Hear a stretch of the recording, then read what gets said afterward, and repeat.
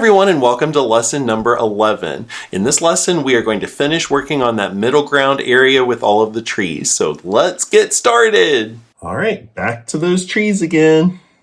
We are going to finish up this middle ground section, I think, in this lesson.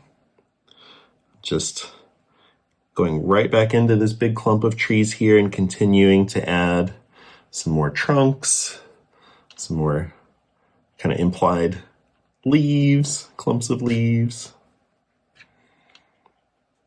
You're not really painting individual leaves. You're painting kind of like the little clusters of leaves. So I guess is a good way to think about it. If the tree were really close, really big in the foreground, then you might be painting, individual leaves. You always want to sort of think about how far away is something from me and how much detail would my eye be able to see. And if you paint more detail than you would be able to see, it's not going to feel like it's in that area of space that you want it in.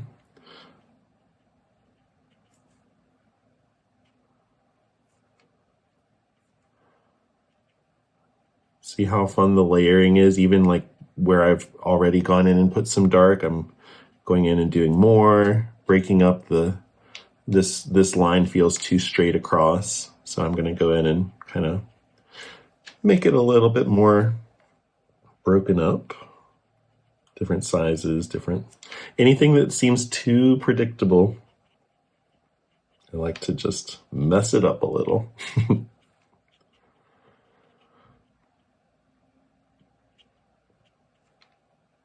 Okay, that's looking pretty good to me. All right. Come on over here now.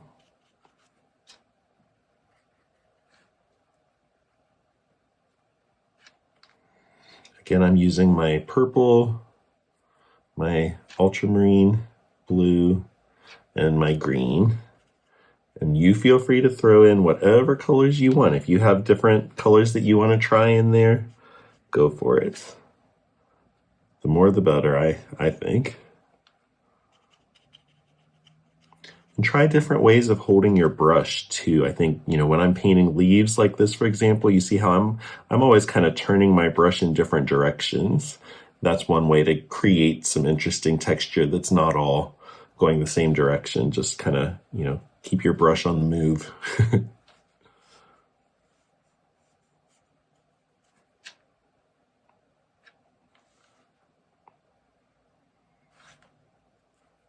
Okay.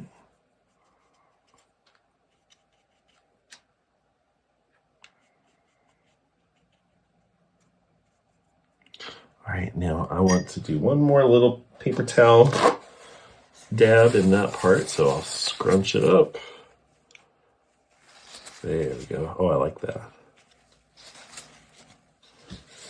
Sometimes I hold my breath when I'm doing that because you don't know if it's going to look good or terrible when you pull it up. But in that case, I think that was good. Now I want to take my small brush and just go back in and add a few more little details throughout this section. Doesn't need too much. I think it's looking pretty good, but I just want to refine it, make it, feel as resolved or maybe even a little more resolved than the trees that are behind them so that they will come forward.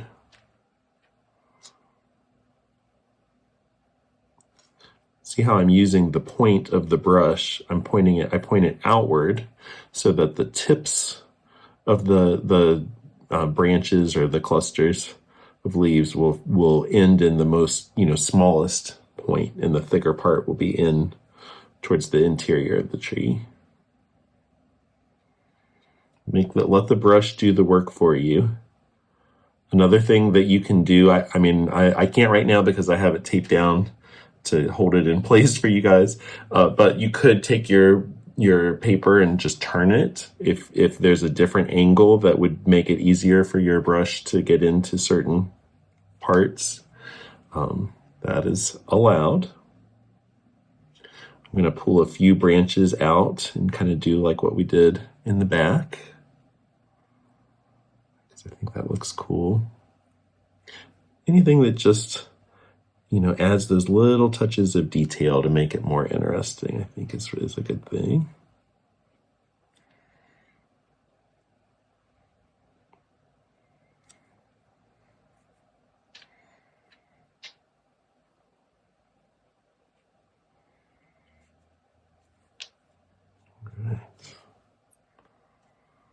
little bit of that over on the left.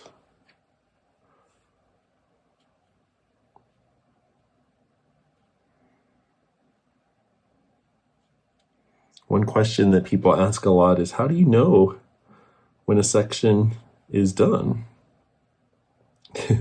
And if anybody ever finds out the answer to that question, please let me know.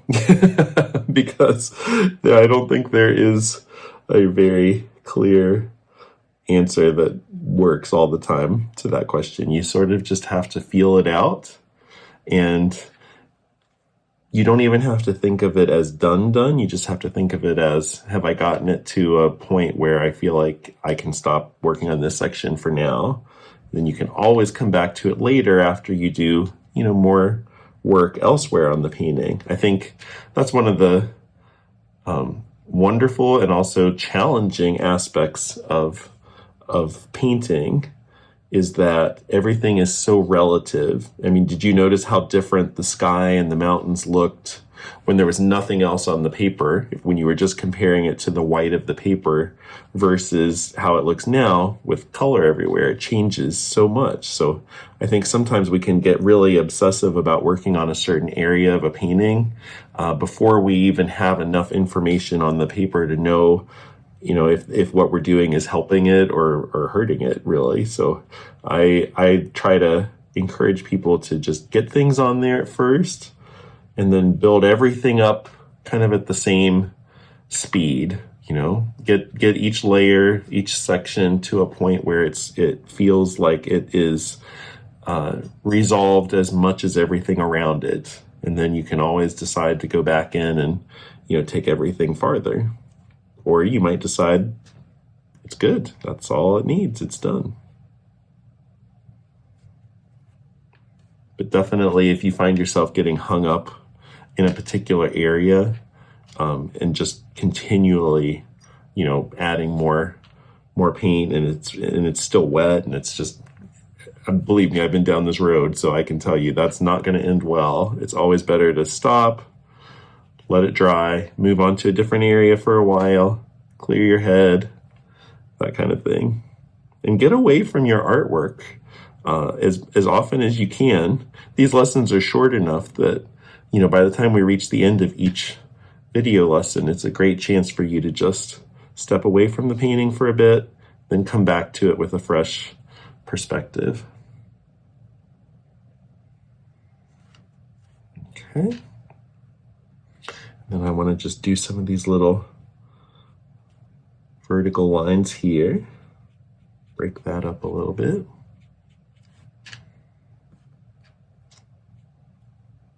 Starting to look interesting. How are your paintings coming? I hope they are making you happy too.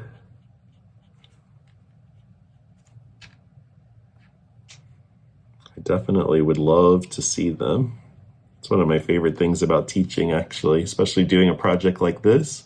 However many people end up making this painting along with me, there are going to be that many different variations because everybody sees things differently, picks up on different things. Everybody has their own way of mark making that's totally unique.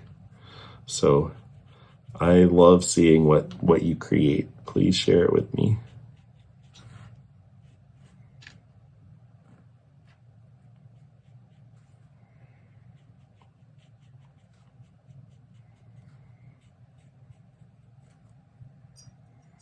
Now, one thing that I noticed that I want to do at the very final touch for this lesson, if you look in the photo, there's a little strip right here in that blue, tree line where you see it almost feels like it's a hint of the ground, or maybe there's more water there or something, but it gets a little bit lighter. It's just like a line right across. Do you see that? So I want to show you how you can do that if you've already painted the area and it's darker than you want it to be. Remember, we can't really use white with watercolor, so we can't just go in and paint it lighter. But what you can do is take a clean brush, get it wet, and then go in and just very gently lift up the paint. You see how I'm being very gentle. If you scrub with it too much, you're going to hurt the paper. But if you are very gentle with it like that, and then just pat it with the paper towel, look at how you can lift up that paint. And the paper is not disturbed or damaged at all because I'm not pressing hard. I'm letting the soft bristles do the work for me. And clean water for each stroke. And you can get the paint to come right up if you wanted to. Then you get that, nice little added touch of that little bit of light that it helps to divide the sections, but it also just makes it feel like there's, more of the water or the surface back there.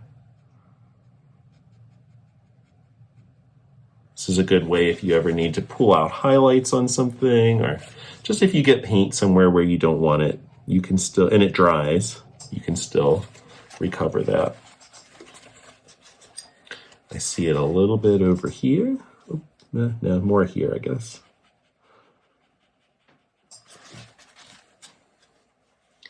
And I see it a little bit over here. It actually looks like it has a little bit of a warm tone to it. But what I'm going to do for now is just let that area dry. And then when we come back in the next lesson, I'll do a little bit of painting that warm tone in there. All right, there we go. Woohoo! Awesome job, everyone! All right, we are ready to move on to the water next time, and I'm very excited about that. I think it's probably my favorite part. I'll see you then.